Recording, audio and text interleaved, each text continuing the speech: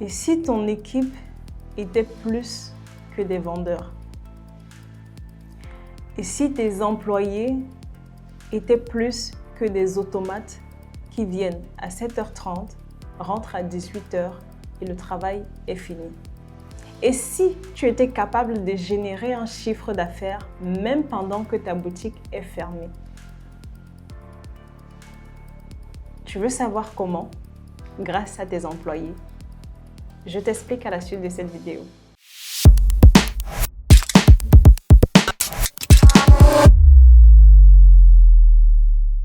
Hello, je suis Vanessa Kougué, conseillère en images. Et sur ma page, on parle de branding, de vente, mais aussi de relations clients. On connaît tous cela en tant qu'entrepreneur. Ces vendeurs ou ces employés qui arrivent à 7h30 le matin et n'attendent avec hâte que 18h pour emballer leurs effets et rentrer. On connaît tous ces employés qui n'attendent que, en fait, lorsqu'il est là, ses heures les plus importantes, c'est 18h. À partir de 15h, c'est quelqu'un qui est en train de regarder la montre. Il est déjà quelle heure? Il est déjà quelle heure? Il faut que je rentre. On connaît tous ce que ça peut faire de savoir que tu travailles sur un mois, mais en réalité, ton chiffre d'affaires ou alors ton entreprise ne tourne que de 7h30 à 18h fois 31 jours. Voire même si on enlève encore les dimanches, ça réduit encore 4 jours. Mais est-ce que tu sais que tu es capable de travailler de 6h à 18h, mais pas seulement, au-delà de ces 18h, grâce à des employés engagés, grâce à des employés qui sont transformés en ambassadeurs, grâce à des employés qui ont compris la vision de ton entreprise et qui sont impliqués dans ton entreprise au point où ça devient leur vie, au point où ils travaillent pas seulement pour toi pendant les heures, mais ils travaillent également pour toi et pour eux parce qu'ils sont également impliqués même à l'extérieur de ces heures-là. Ce sera un employé qui va arriver à la maison et qui sera en train de faire la communication sur ton entreprise.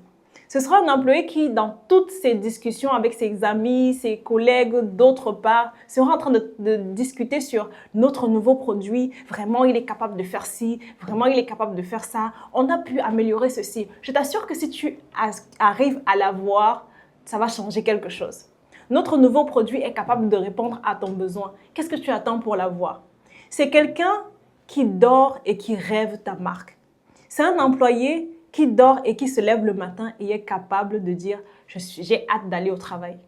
Cela ne sera possible que si tu réussis à transmettre ta vision, à transmettre tes valeurs à cet employé-là, afin qu'il se sente impliqué dans ton entreprise, qu'il sente son intérêt dans ton entreprise. Comment est-ce que tu réussis à le faire? Ce n'est pas seulement en venant lui dire que « Ok, sur 7 ans, on va aller ici, la vision c'est ceci, lorsque tu vas rencontrer des clients, il faudrait que tu donnes des cafés, que tu fasses ci, que tu fasses ça. » Non. Il faudrait de la même façon que tu écoutes ton client, tu écoutes également ton employé. Tu l'écoutes dans le sens de où est-ce qu'il veut aller. Quelle est sa vision à lui? Lorsqu'il entre dans ton entreprise, qu'est-ce qu'il veut? Est-ce qu'il veut juste avoir de l'argent à la fin du mois? Et même s'il veut même avoir de l'argent à la fin du mois, c'est pour faire quoi à la fin? C'est sur ça, de la même façon que tu appuies sur les peurs de ton client, tu dois également pouvoir être capable d'appuyer sur les peurs de tes employés. Là pour dire que, mais bon.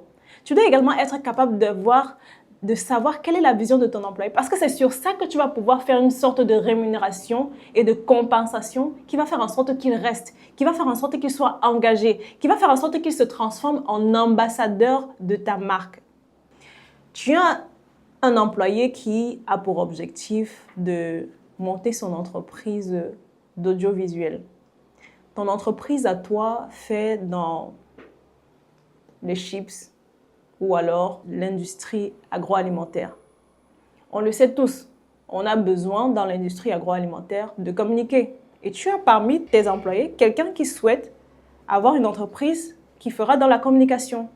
C'est possible que tu puisses jouer sur ça au lieu de dire seulement que, OK, à la fin du mois, on va élire le meilleur client, on va donner l'argent. L'argent ne sert à rien. Il faut pouvoir être capable d'appuyer sur ce qu'ils veulent vraiment.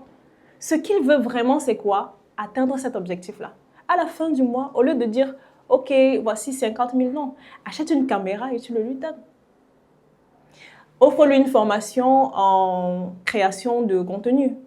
Offre une formation en montage vidéo. Fais en sorte qu'il se sente impliqué dans ta marque. Fais en sorte que même s'il part de là, en ayant créé sa part d'entreprise, qu'il continue de faire la publicité de ton entreprise, qu'il continue d'être ambassadeur de ton entreprise. Et qui sait, étant donné que ce sont des choses complémentaires, étant donné que ce sont des axes complémentaires, peut-être qu'il pourra développer dans ton entreprise l'axe communication et devenir le point focal de ton entreprise. Ça veut dire que tu n'auras plus besoin d'aller chercher ailleurs pour avoir quelqu'un qui va monter tes vidéos, qui va réaliser ton contenu, parce que tu auras déjà investi de la valeur là-bas. Il sera plus apte à investir également quelque chose dans l'entreprise et à se sentir encore plus impliqué. Est-ce que tu comprends ou pas? Tu n'as pas compris? En tout cas, tu vas comprendre dans une autre vidéo. Je t'invite à t'abonner, à commenter si tu as un autre sujet sur lequel tu aimerais qu'on puisse discuter et à partager, surtout. D'ici là, porte-toi bien.